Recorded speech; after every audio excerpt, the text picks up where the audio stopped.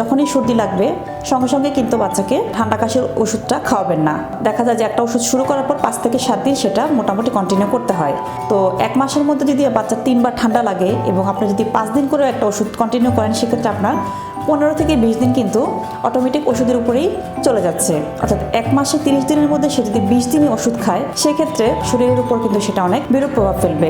কারণ ওষুধ একদিকে যেমন শরীরের জন্য ভালো, অন্যদিকে কিন্তু এটা আমাদের ইমিউন সিস্টেমটাকে অনেকটা দুর্বল করে ফেলে, যার জন্য বাচ্চার ইমিউন সিস্টেম আর রোগ প্রতিরোধ করার ক্ষমতা যেটা নিজে নিজে গ্রো হওয়ার কথা, সেটা কিন্তু ওষুধ ছাড়া পরবর্তীতে দেখা যাবে যে আর কাজ করছে না। অর্থাৎ ওষুধের উপর কিন্তু বাচ্চার একটা তখন ডিপেন্ডেন্সি চলে আসবে, আর এই ডিপেন্ডেন্সি হওয়াটা কিন্তু খারাপ। কারণ সেক্ষেত্রে কিন্তু রোগ প্রতিরোধ করার ক্ষমতাটা তার আস্তে আস্তে কমে যাবে।